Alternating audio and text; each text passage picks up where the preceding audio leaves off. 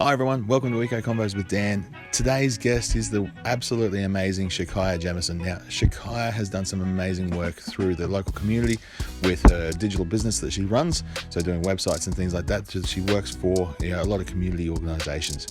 She does some incredible work there. But also, we were actually talking mainly today about her homesteading. Now, she's got a wonderful garden. If you've seen her videos online, you would have seen a little tour we did through her garden and see how productive it is.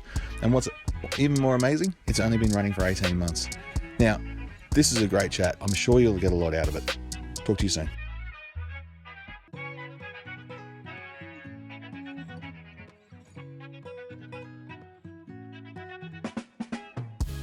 Hello everybody and welcome to Eco Convos with Dan. I'm your host Dan Vanderhook and we are here live in Century 21 Platinum Agent Studios, and our guest tonight is Shakya Jemison. Now, Shakya has an amazing history. We've had a bit of an interesting chat to start with before we go, but we want to get a little bit further into it. And so Shakya, we're also going to be talking about the Off-Grid Expo, which is happening in Imbil, so we want to get to that too. But for starters, Shakya, you're here on a Eco Conversation podcast. Why is that? Because it's a passion of mine. Okay. It's something that I think is a lot easier than people think it is. I was one who thought it was going to be very difficult because I thought there was a lot of rules, a lot of regulations, a lot of practices you had to follow. And I found that that simply isn't the case. Yeah. It's basically observation and do it. Just get stuck in. I treat my property and my life like a science experiment. Okay. Did that work? Did not work. No. So you really have, we were talking the idea before about the accidental gardener. Yeah. So that's just give it a go and see what happens. It really is. And I found afterwards, by doing it, observing it, and changing what I was doing, by the time I actually started talking to people in the field and doing courses, I'd already got to that point. Okay. That's where I got the accidental gardener. Oh, I do that. Oh, I do that. And I'm like, oh, there you go. I knew after all. Well, at the end of the day, a lot of it does come down to common sense. And yeah, so you're doing courses and you were doing your gardening to start with. So where did that actually start for you? Well, I was raised by a grandmother from age 4. She had grown up on property. Yeah. And we didn't have a huge block, but every square inch was growing something. Gardens, yeah. Gardens galore. She explained to me way back then that she loved flowers, but they also had an important role because there was no point growing food for us to eat without flowers because we needed the bees to pollinate them. Yeah. So she had specific flowers in specific gardens that grew at specific times, making sure there was always something flowering all year round. I never knew that until she explained. And a lot of the food that we ate very rarely made it to the plate. So it was all eaten on the way. Yeah. And she also taught me a lot about eating. Yeah. I don't care if you've eaten half a dozen beans here. I don't need to cut them, boil them and stick them on your plate. You've had your beans. Yeah. Strawberries. A lot of things like our banana tree. We had a blue-tongued lizard that lived underneath it. So we always made sure there was enough bananas drop on the ground for the lizards. And so she started me in... This is how you can live, this is how you can eat, and monitoring what was happening in the garden. Yeah. But of course, like everyone else, you get busy, life takes over. It wasn't until I moved to Lismore and I had 2 young children and we were on a farm and I got the opportunity to really get involved again in growing food, in doing things. We were on tank water, we were on solar power, we had no TV. It was just very much the kids played outside, and I grew a lot of food. Yeah. So you was that because that was the situation you fell into? I chose to live on the property because I didn't want to be in town. Yep. I wanted somewhere where we could. I love the kids being outside and running. Yeah. My kids are all grown up now, but at the time they had always had that. Yeah. We'd always lived in what I call green spaces, lots of trees, lots of parks and that. So I wanted it to continue. Plus I liked the schools further out. They were very small. My kids went to a school with 56 people. Yeah, great. I thought that was amazing. So you get that real close, almost one-on-one learning essentially, and that's that you get focus and consideration. And it made a lot of difference to them.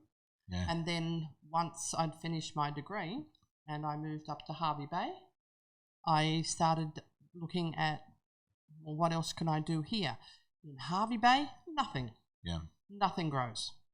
It's just, I had raised beds, I tried everything. So I came to the conclusion, just too much salt, too much sand. Yeah.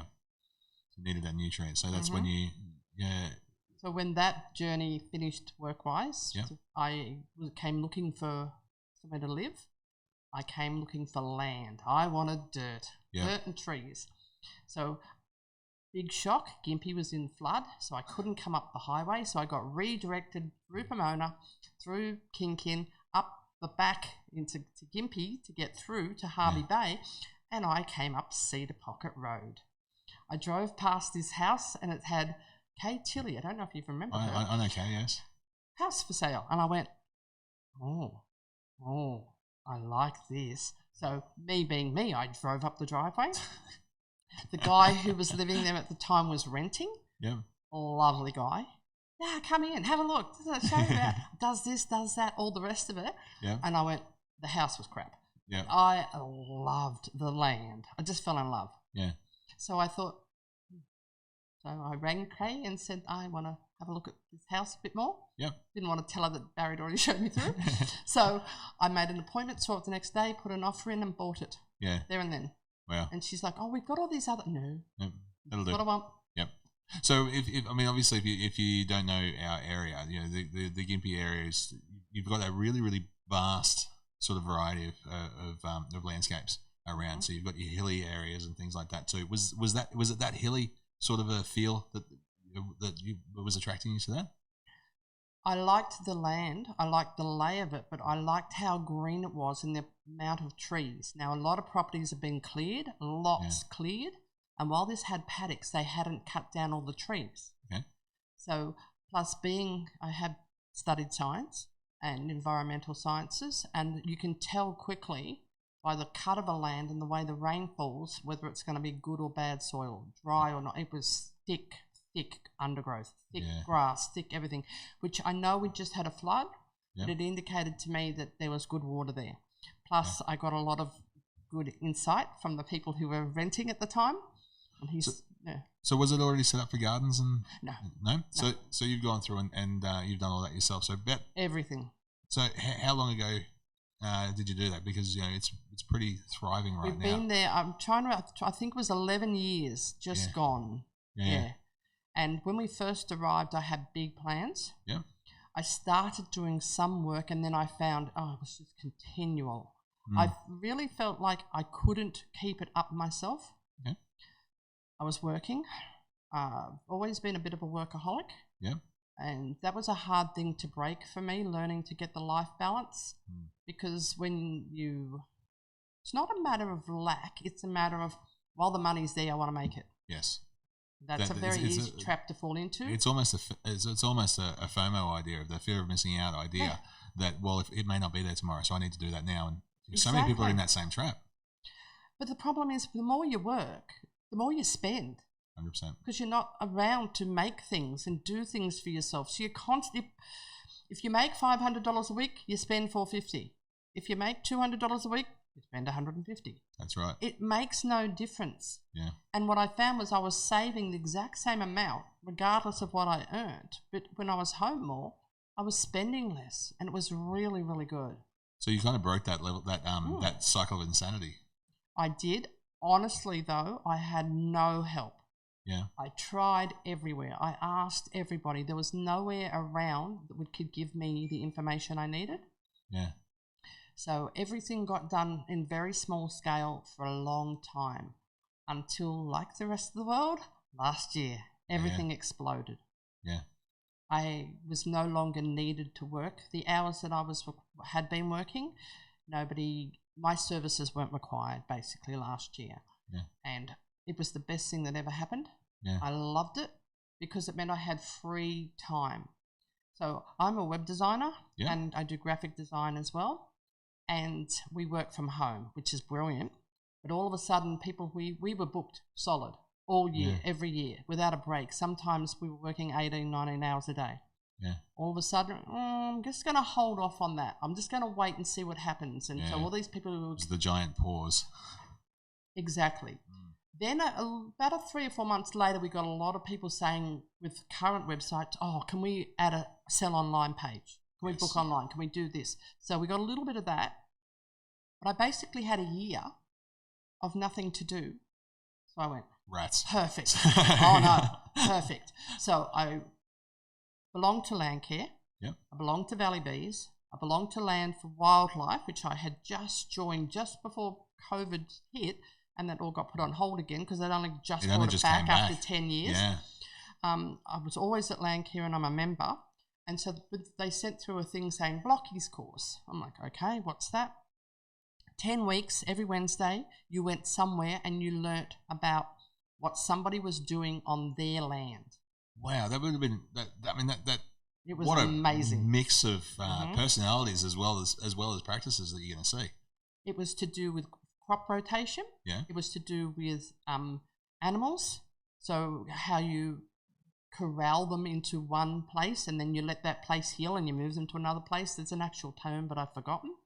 We did biodynamics, which was that was an eye-opener. Yeah, biodynamics. It's a fascinating. Really interesting learning about what you can do and how you can heal your soil with such small quantities of one good soil. For those who don't know, basically, if you were to take a handful of soil and throw it into a whole paddock, it's amazing what you can do if the right nutrients are in that soil.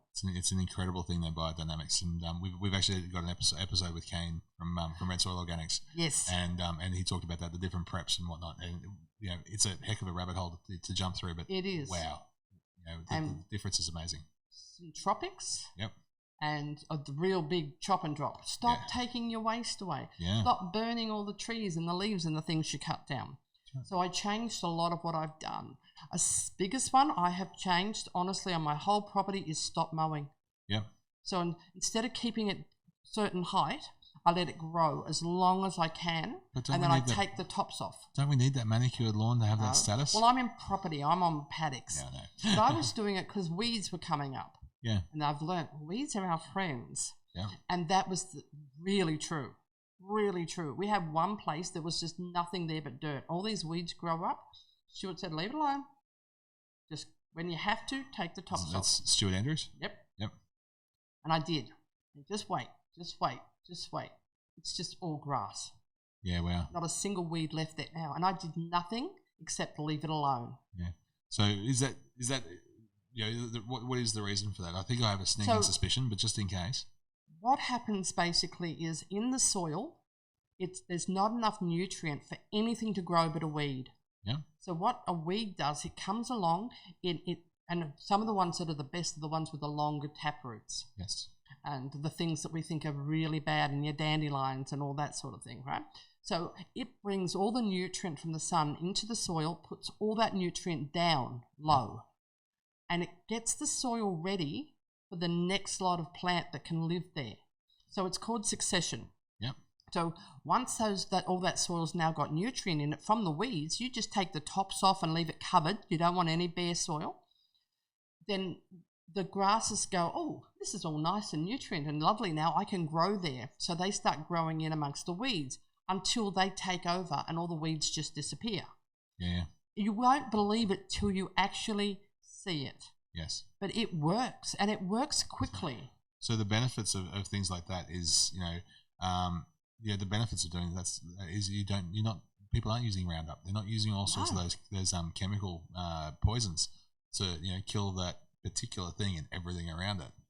And molasses and water on nutgrass is awesome. Molasses and water on nutgrass. Yes, I think there's another component to it. That was Aaron. That was Aaron Mears? Yeah, yep. And it's amazing.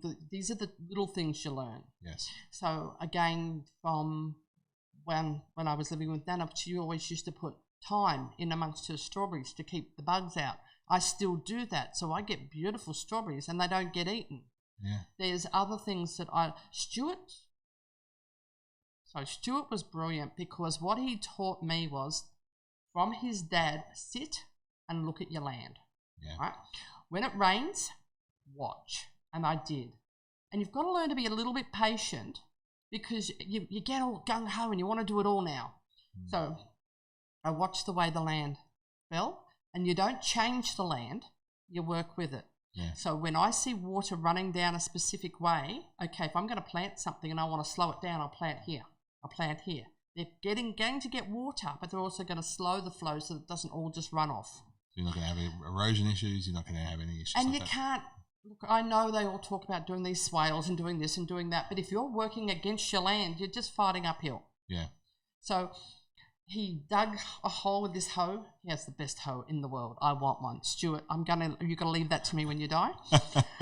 Old one that you can't get anywhere else. Yeah. Perfectly made, designed for the job. Makes easy work. So he cuts this thing, he lets the hose run, and we're all watching this water running and going, oh my God, don't waste water. And he's going, no, I got plenty. Because the more trees you plant, the more water you plant. Yeah. So all these nuggets of information are just being dropped continually, right? Yeah. So he taught me to do that. So now that I've done that, I have used areas where the water runs to plant. I slow it down, but things grow there. I've also put in a filter. So before it goes to my dam, right, I've got this raised area where I grow comfrey and then lamandra. So all water runs through this first. So if there's any crap, it gets caught there and filtered, and so the water going back into the dam is clean. So I think first up, we need to do a big shout out to Stuart Andrews at Forage Farms and Aaron Mears at Lulu's Perch. Yes. So we've already mentioned Canes and Red Soil Organics as well. But can you just explain what you mean by you're planting water by planting trees? So when you have a bunch of trees, right, you keep a completely different microclimate underneath those trees. Number one, it attracts rain. I'm not lying. You ask everybody who hates me, Gimpy, when they say, what do you mean you got rain last night? Yep. Yeah. If there's any rain around, we get it. You're going to get it. That's awesome. All the time. So the more trees you have, the more rain you get, but the more moisture you keep from condensation comes back down onto the ground. So you're keeping that soil underneath the trees always in a moist state, but nutrient rich as well from all the leaves dropping. So I've done what we call food forests. So you have an upper story, then a middle story, then another story. So I've worked with Koala Action because we've planted a whole bunch of trees for koalas because I've got all this land. I don't need it. So rather than mow it, put in trees. So I belong to them as well, and I help them out with other things. And so that's when I've got 20 acres. Apparently it's 20 acres. It's more on plan because of hills and valleys and everything. But a lot of it is just bush at the top, which I leave. But I had all this land, and not last Christmas, the Christmas before, I've driven into my driveway, and here's this. I'm going, oh my God, it's a bloody koala. Yeah. In my dam. And I'm going, don't squeal. Why don't I have my phone with me? Yeah. Because I left get the video evidence. I know I didn't have it on the charger, so I went straight up and I got a marking because you've got to put it onto the koala thing to let them know. I'd heard them up the back, but I'd never seen one. But it was so dry, he was so thirsty, so we immediately went up the top and we dug a hole so we could put water in there to make a little dam. Yeah. But I thought, if he's got to walk across all this land, that's just not safe. So let's plant a corridor for him. So we've started putting in gums. Then the next story is all the other natives, and then there'll be food forest trees.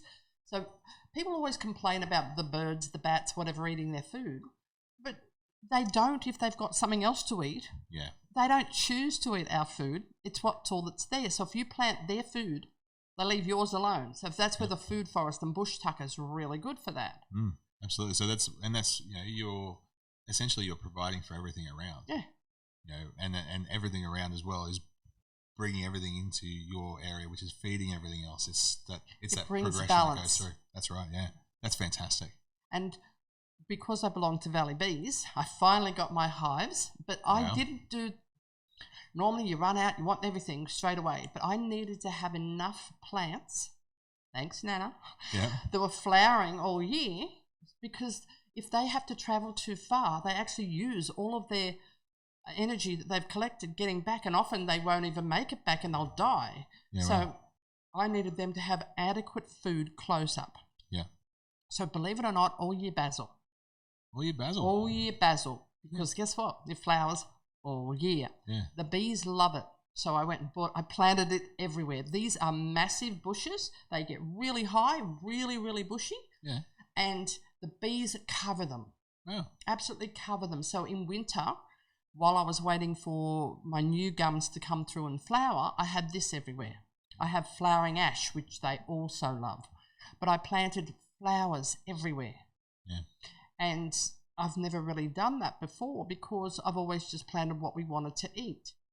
But when I remembered about what Nan was saying and I started putting flowers everywhere, all our food crops just went ballistic because all the bees were there and they were pollinating them. Yes. So when I finally had enough of what I classed as food, I got my first hive last Christmas, set it all up thanks to Athel and his wonderful bee book. And I set it up. Glenbo came over and went all through it with me and I got a hive. Happiest bees in the world. Now, I'm not kidding. I'm not a silly. I have the suit. But when I just need to do something and I walk over there, they're not worried about me at all. Yeah. At all.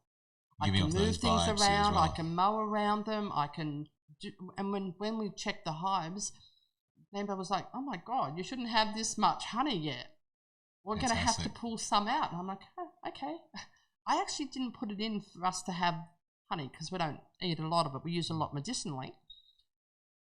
But I've found that it is a good thing, and I've learned about bees and that you're not taking their honey because they only overproduce and they only use that when they can't get food. Well, when they've got food all year round like they have on my property, they don't ever have that problem and they don't get cold and they don't have to go through a snowy winter where there's no food source.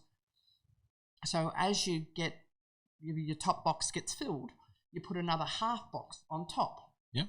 And that way you can just take from that. And they've always got all this other honey for them. So I spoke to them at the last meeting and they said, "Would you like another hive?" I went, "Yes, please." Yeah, why not? Because everything I've noticed since they've arrived, not only are the plants happier, the whole property feels different. It hums. It's got a vibration. And whenever I walk near them, I get this really calm sense. It's almost like I pick up on, because the noise they make, it actually sends out a physical vibration. Wow. It's really calming. Yeah. I think that's also going to help, obviously, as with the, as you said, it's brought everything into balance in your property. That's got to help. So it does created that space. We have hundreds of birds that come every day. That was another thing I had to learn. No, you don't give them those seeds. No, you don't do this. No, you don't do that. You think you walk into a shop and you see native bird food. You have to ask. You have to talk to people who actually know what it is they're supposed to be having. Like black sunflower seeds are not actually good for them. You need the grey. And you need enough wild bird mix in there so that they're not just eating chocolate every day. Because that's basically what, the sunflower seeds are. They love it and they'll eat just that, but that's not necessarily, they're not getting all their vitamins. Yeah. So we've learned a lot about the native birds. I've learnt that there's little birds that live in the long grasses, so I have areas where I never touch it. I just let it grow. It doesn't matter if it's messy or whatever, because all these little birds live in amongst it. Yeah. So it's been a process. But the observation skills of what I would say have been the most beneficial. And that's what Stuart taught me, which passed on from his father, Peter. Watch your land. So it was that real sit back and take it in, watch, see what works. Yeah. See what doesn't work. Yeah. You would have made mistakes throughout all this as well? All the time. Yeah. The biggest one was not knowing that you could move something. I had no idea you could just move a plant if it wasn't happy.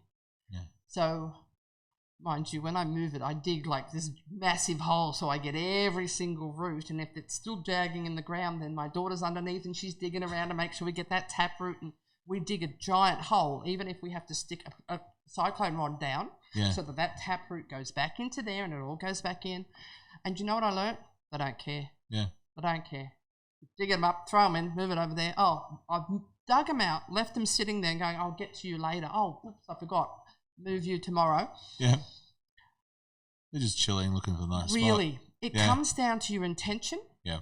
Yeah, and they understand that you're trying to help them. Yeah. I know it might sound weird, but I have watched my plants and they're like, hello, I'm not happy here. And I'm like, okay, fine. So I moved them. I put one in a pot. I pretty much dug it out, shoved it in a pot and going, I've moved you 3 times. I've no idea where you're going. You can sit there till I work it out. You should see it now. Yeah. Japanese wind song, because my daughter loves everything Japanese. It is a massive flowers. It is growing great guns, shoved in a pot in the middle of nowhere. Wow. So obviously it loves where it's sitting. So I'm like, okay, you can stay there. So the biggest lessons were try not to take everything someone tells you as gospel. Yeah. Because my soil has no clay. It's volcanic. Yep. It's beautiful. It's rich. It's all the rest of it, but it doesn't hold moisture. So I've learnt when I plant, this is how I need to plant. When I plant a tree, I make this giant water well underneath. Yeah. And I make sure that there's plenty of water for a couple of weeks. Then I put the dirt in loosely. Then I sit the plant. And I don't pack the plant right down so that the roots can easily go that little bit deeper looking for the water. They establish quicker. And then I come back later. If it's dropped, I put more soil on top. And hay, mulch hay on everything, as thick as you can do it. It keeps the water in. Another thing that was really important was, I call it the Lasagna Method, which a lot of permaculture people use it. When I want to plant somewhere and I look at the soil and it's there, right, or it's dry or whatever, I mow it. I don't dig it up. I mow it really, really low. Yeah. Then I cover it with wet newspaper. Then I put down dirt, compost, manure, not sugar, hay, mulch hay. Yeah. And I'm talking 6-8 inches deep at least. Yeah. And I just leave it. And I water it every now and again, or when it rains and what. And when I come back within 3 months and I dig into that soil, it's full of worms, it is rich, it is beautiful, and it is ready. Yeah. So then I don't move any of that. I make a well in it, fill it up with more compost, and I plant into that, knowing that the soil underneath, the roots are going to be able to push down into. Yeah. But I still keep it raised up. And it seems to work. No matter what I'm planting, or trees work really well with it as well. I've learnt where to get the best soil. I've learnt where to get the best compost. So there's a company here called... Come on, give us some secrets. Okay, Gympie Earthworks. Believe it or not, because Davin, gorgeous, and his wife, they're just a lovely couple. They do a lot of work around the town for people, but he's also an arborist. So he was there. There's some good soil, and he goes, yeah, not great. So what's he get? All this topsoil that he digs up for people. So he's brought this in. Then he adds this, and he adds this, and he adds this until he makes this garden mix that is to die for. Yeah. Honest to God, you can just put it on the ground, go, nah, with seeds, and everything goes, zing. Wow. I just love it. And it's the best soil for veggies, for trees, for anything. And I had a spot where I was waiting to do stuff, and I had it just sitting in a pile waiting. Once I got to the bottom, the soil underneath was amazing. And it's only been sitting there for like 3 weeks just because this stuff had been on top. It's allowing that mix, the microbes to go through and to actually start infecting the rest of your grass with goodness. Yeah. Yeah, yeah.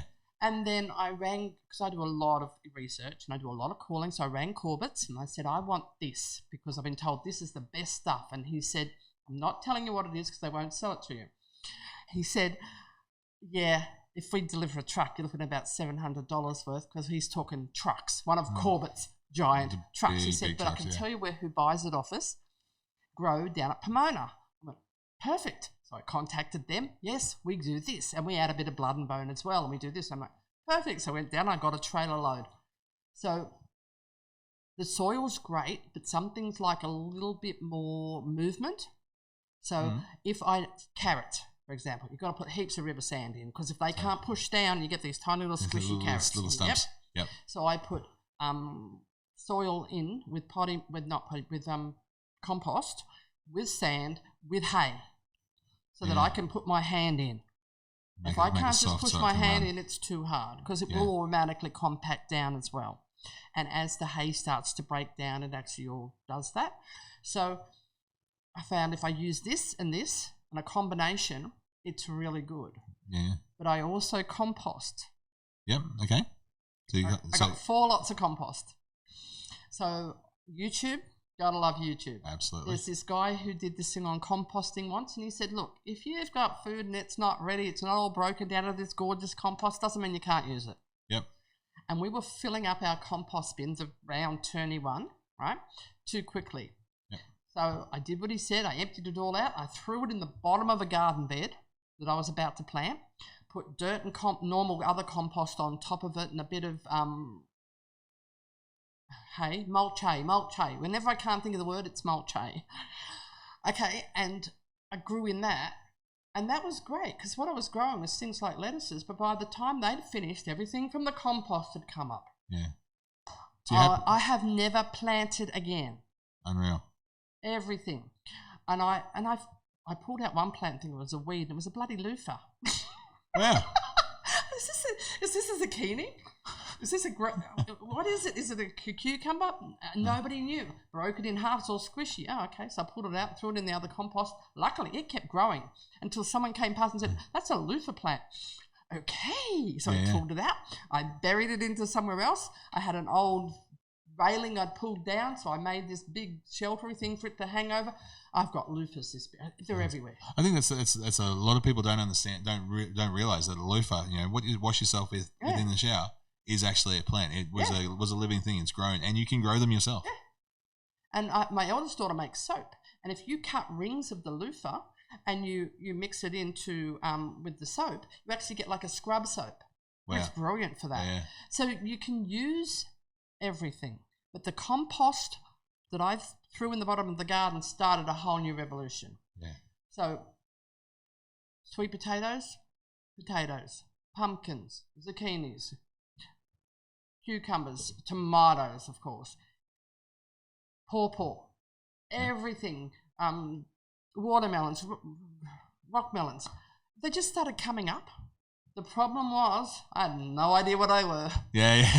Well, that's your trial and error. That's your accidental gardener right there. You watch him. Okay, well, you're going to be a runner. Okay, I'll pull you out and I'll put you here. Oh, you're going straight up. I'll put you somewhere else. Yeah. And it wasn't until we started getting fruit on things and went, oh, that's what you are. Yeah, that's really, really cool. Shakya, I really think, we could talk about this for hours. Oh, yeah. I really, really do. And so, I think we've got to start wrapping up a little bit now. But I think the big takeaway that I've certainly got from you through this is by having that experience, that little bit of knowledge and learning from Nana, then through to the permaculture, then through centropics, and into biodynamics, and in regenerative agriculture, and the list goes on and on and on.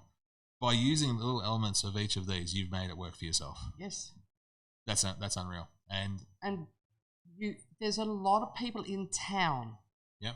Who do stuff that will help you, but they don't advertise. Yeah. You don't know. We don't know that Naomi just down the road bought property and didn't know what to do with it, so now she just collects cow poo and she's turned it into the best manure ever. Yeah. And once you spread that all over your land and do nothing else, it automatically just bigs it back. But people aren't aware these people are around, and we've got such a wide variety of knowledge in our town. Which comes back to the Off-Grid Expo. That's it. So that's where we need to go now. Mm-hmm.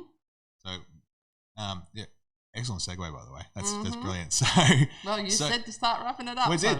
So, Shakya, what is the Off-Grid Expo, and when is it, and how can we get involved, and all those other questions? So it's at Imbil Showgrounds. Yep.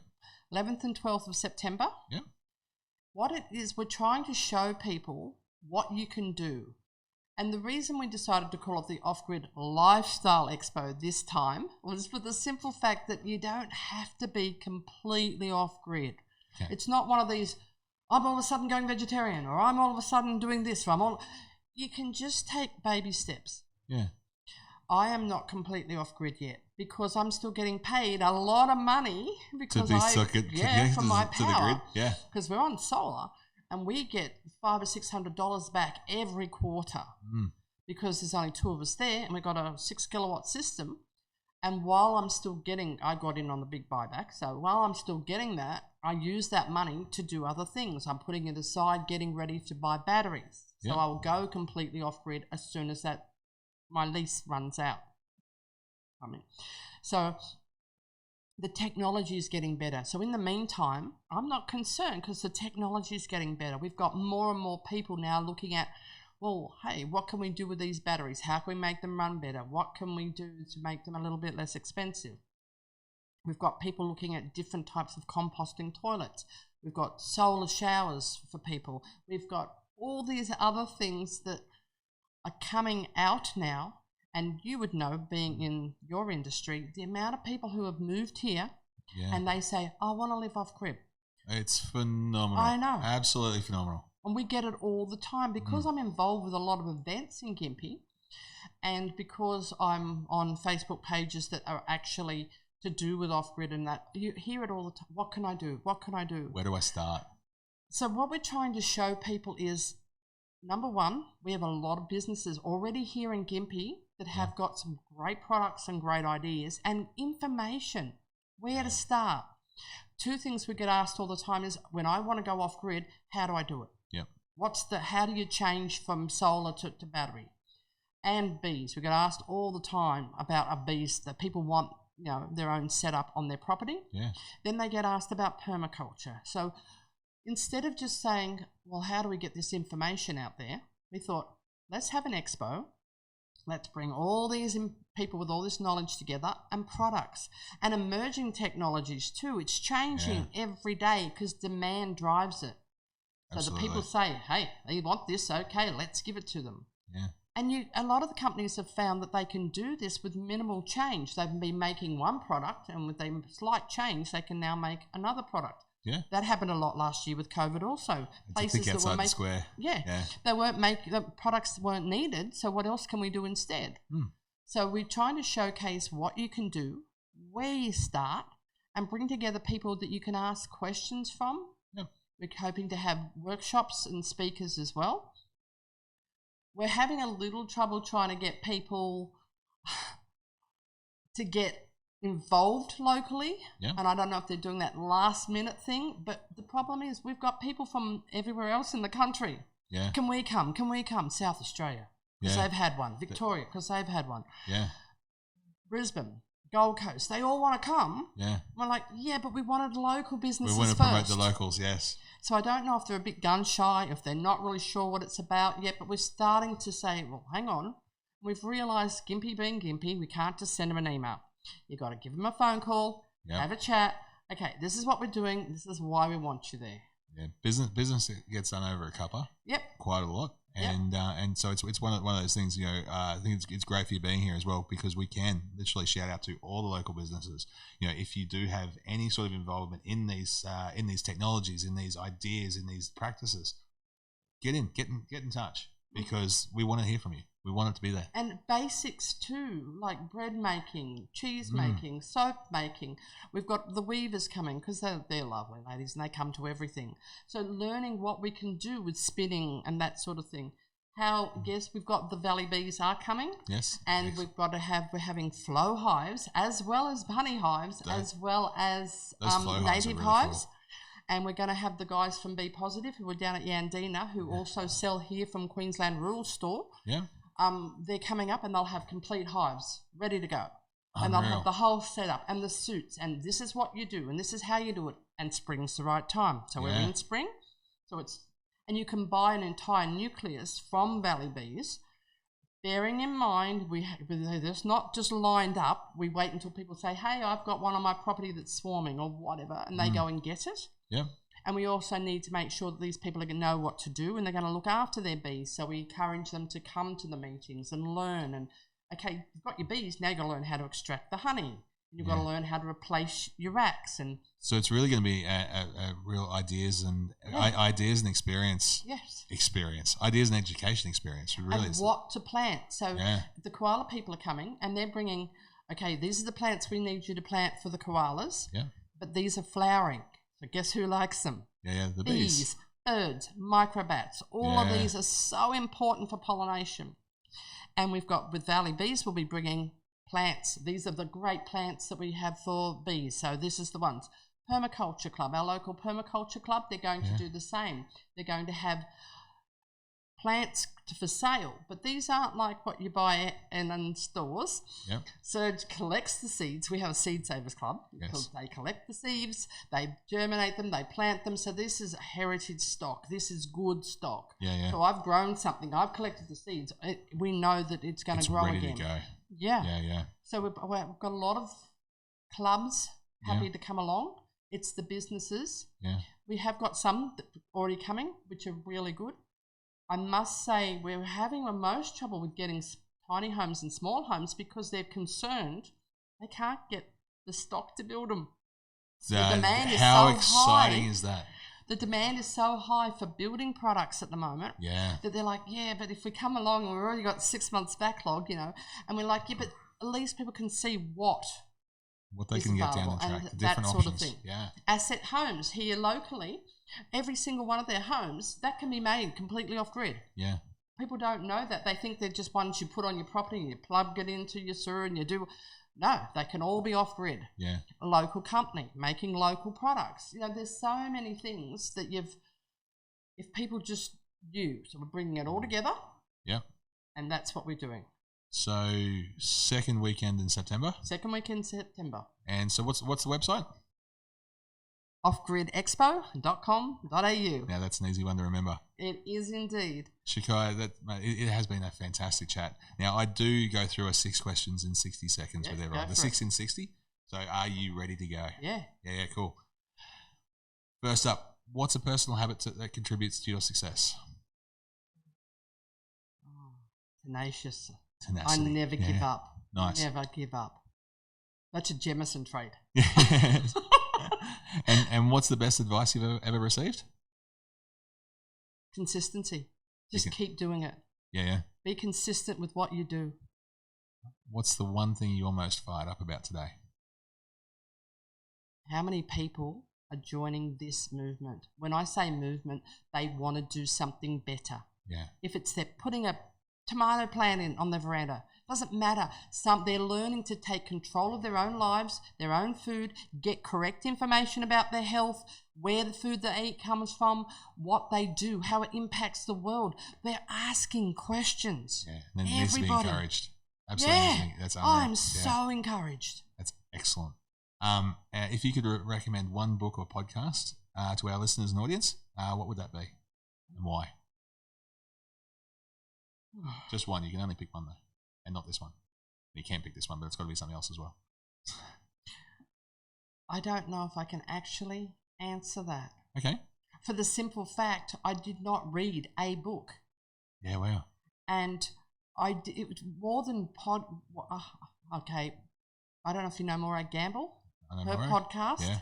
Yeah, I would probably say that one led me in the right direction for things.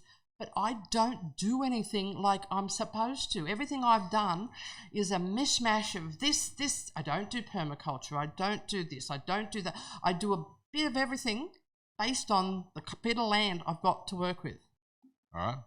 That's probably the most honest and acceptable answer for not giving one. That's great.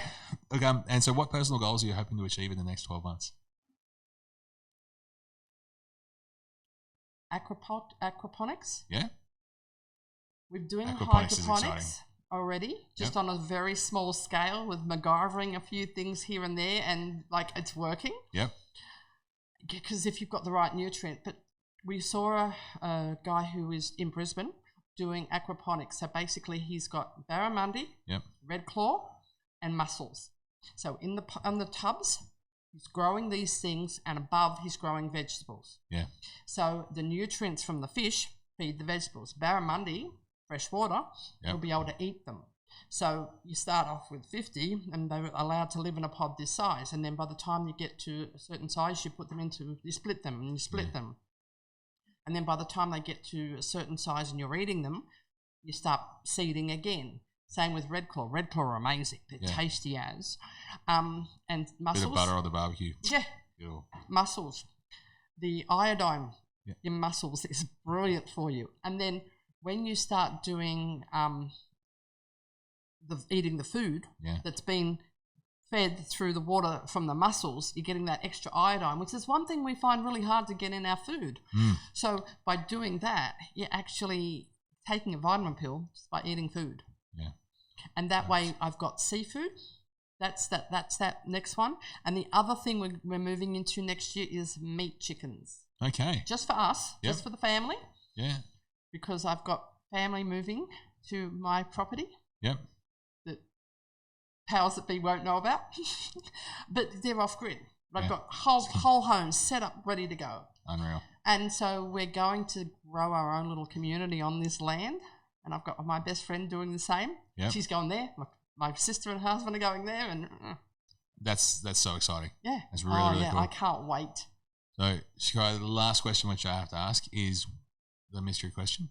So, which came first, the chicken or the egg? What do you reckon? The egg. The egg? The egg. Beautiful. Mm-hmm. Can you explain why you think the egg?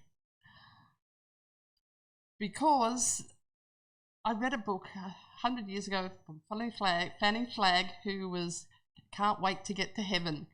And she dies briefly, goes to heaven, and she asks God. And he tells her, the egg. The egg. Yep. And I have just stuck with it because she wrote Fried Green Tomatoes at the Whistle Stop Cafe. Yes, okay. So it's an old book. But I always laughed because she's talking to the creator in this book, right? And that's all she wanted to know. Well, that sums Which up. came first, because she was asked on her local radio station once and nobody could give an answer, and she wanted to know. Well, it has been solved. It has been solved. According to Fanny Flagg, yes. Mm-hmm. Shakya, is there anything else you wanted to bring up before we finish up? Pretty much just letting people know that you really can do it yourself. Yeah. Just small steps. Start with one plot of land at a time. And I mean, if it's 4 meters by 4 meters, start with that. Yeah. If you don't know, ask. People here will help. Yes. That is one thing I have learned. I don't know if you follow any of the Facebook pages, but somebody moves into town and says, hey, I need a hand. Has anyone got a spare bed? 5 minutes later, there's 20 beds. Yes. We are a community. I call it Narnia. We are like nowhere else. Gympie is a town that is outside of anywhere else. Yeah. And I see that all the time. So we have got people who will help. Yeah. Oh, I need this. I need that. How do you do this? Has somebody got a cutting from this? Ask. Yes. We're a wealth of knowledge and we are happy to share. That's unreal. Mm-hmm. Shakya, thank you so much for coming on. Everybody make sure you check out the Off-Grid Expo. And so it's going to be absolutely brilliant. We're actually going to be there as well. And we're going to be hoping to set up a live podcast from it as well. So that would be fabulous. We'll see what we can do. But it's absolutely wonderful talking to you, Shakya. I mean, like I said, we could talk for months. Mm-hmm. So, Shakya Jemison, thank you so much for coming on. Thank you for having me. Everybody, we'll talk to you soon. Cheers. Wasn't that amazing? She's absolutely inspirational. One of those sort of people who just makes you want to get stuck in and get going. So I hope you enjoyed that. I'm sure you got a lot out of it. I know I did. Look forward to talking to you next time. Cheers.